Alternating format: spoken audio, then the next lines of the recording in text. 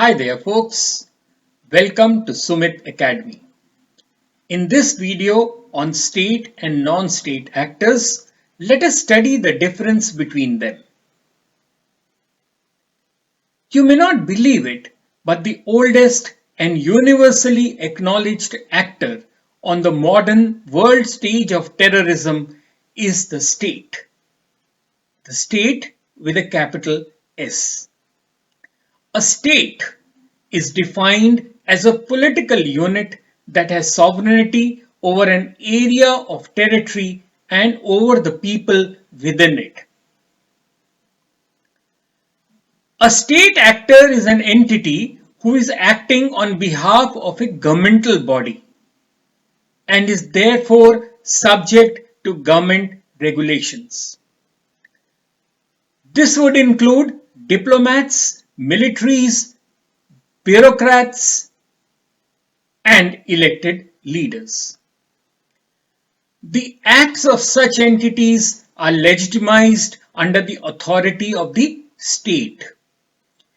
Internal security forces can and do use terror to aid in repressing dissent, and intelligence and military organizations perform acts of terror designed to further the state's policy or diplomatic efforts abroad. For example, India's security is facing challenges from covert state actors from Pakistan like the ISI, which provides training and facilitation to armed rebels and Kashmiri militants.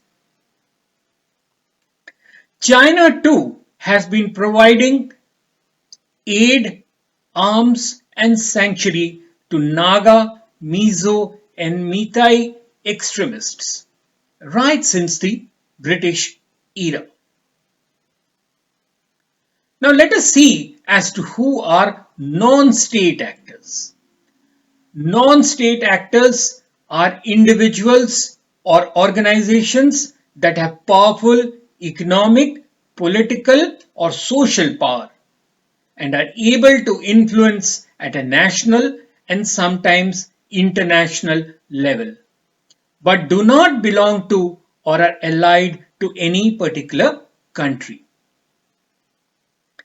Other than having characteristics such as having power and the ability to influence, non-state actors do have a base in a certain state, but operate their activities not only in that state itself, but beyond its borders too.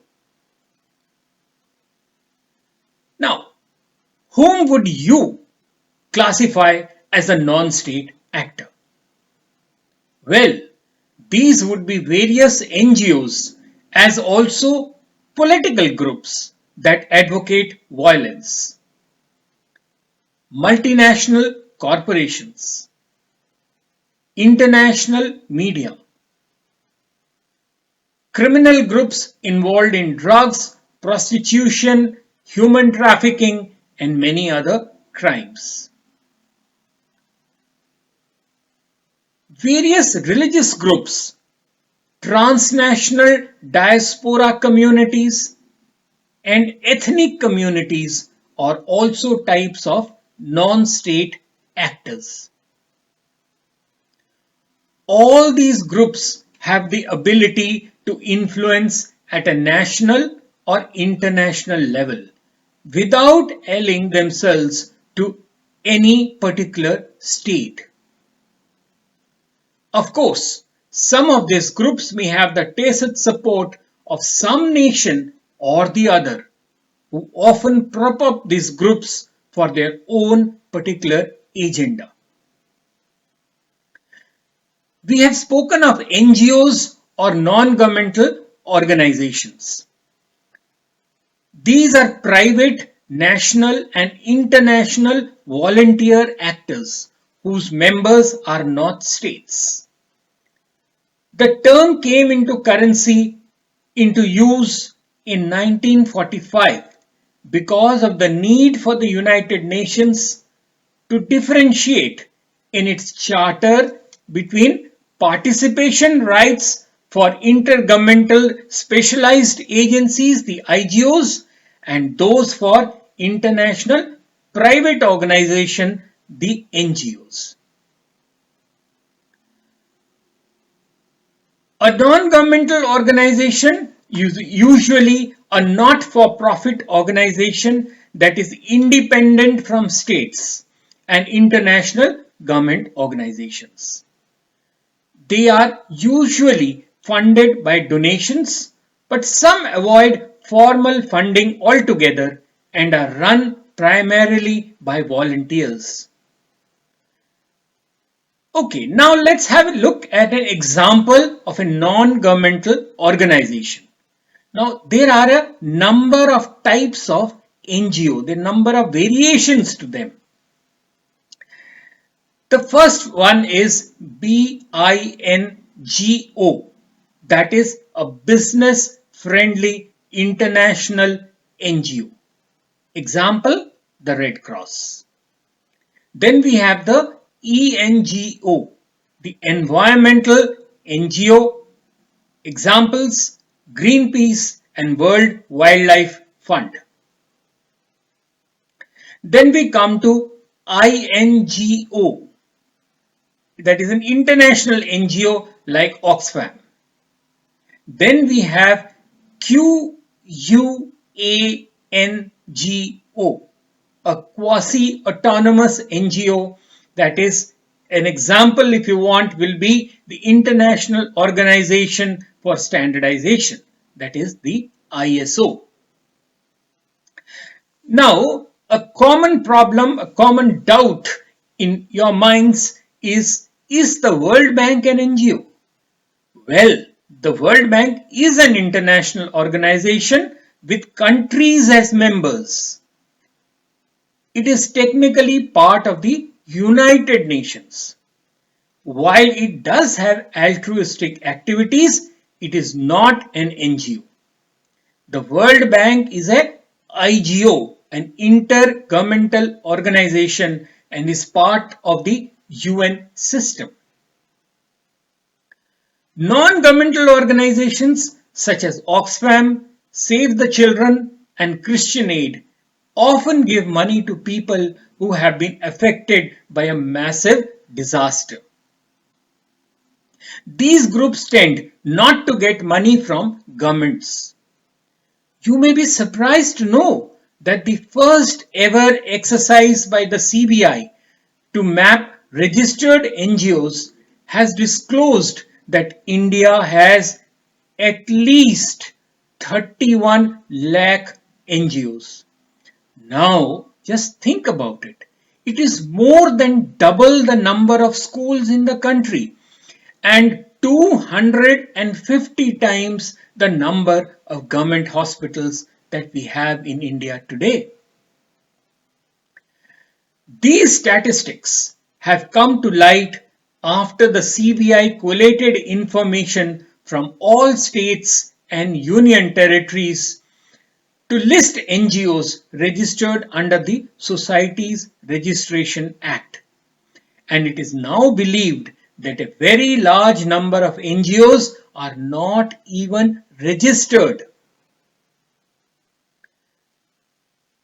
NGOs tackle many global problems and seek changes in the world for causes such as disarmament, environmental protection, and human rights. They can work to promote social or political change on a broad scale or very locally. They often play a critical part in developing society, improving communities, and promoting citizen participation. NGOs are increasingly being recognized by the UN and other forums as legitimate actors along with states. But remember, they are not equal to states. Some of the groups have a political purpose, some a humanitarian one, some an economic or a technical one. They participate in the global system and lobby to influence governments. Another kind of NGO is the religious movement, a set of beliefs and ideas administered politically by a religious group. They are politically active organizations based on strong religious convictions.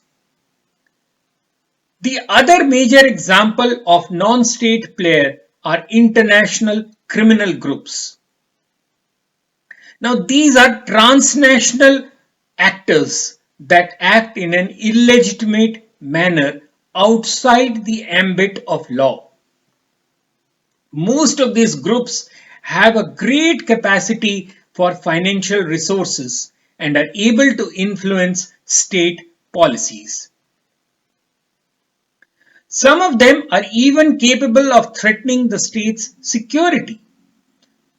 Most operate secretly, which makes it hard for the authorities to track them down. Most of these groups are involved in drugs, prostitution, human trafficking, firearms, and many other crimes aimed at undermining the authority of the state. Then we moved on to political groups that advocate violence, that is, terrorists. Now, they might not call themselves NGOs, but they operate in the same manner, which is by interacting both with the states and with relevant populations and institutions through violence and planning attacks.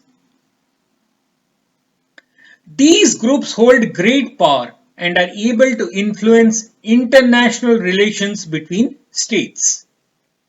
They coordinate their operations and finances through the internet and global banking systems and reach a global audience with their propaganda mechanism. Due to the convenience, affordability, and broad reach of social media platforms such as YouTube, Facebook, and Twitter, terrorist groups have increasingly used social media to further their goals and spread their message. Violent non-state actors have become a pervasive challenge in the 21st century. They develop out of poor state governance and contribute to further undermining governance by the state. Now the most important part of your answer. Here we have to remember that the larger problem that states need to deal with is not whether the terrorists achieve their political goals.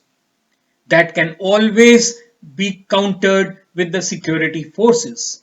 The major problem for any government is to undo the visible negative effect of civilian killings on the target population, rendering them insecure. And that concludes our lesson on state and non-state actors. My next video will be taking a panoramic view of India's internal security situation. I do hope that the points I have given you are more than enough to build your 250 to 350 word answer. Remember, the UPSC examiners are pretty strict about the word limit. So always read the instructions on number of words before you start writing your answer. Till then, stay cheerful and do remember to like and subscribe to my channel so that you do not miss out on my future videos. In case you have any doubts or you want additional videos, do remember to drop me a line at sumitacademy20@gmail.com or do drop me a comment below this video. Cheers!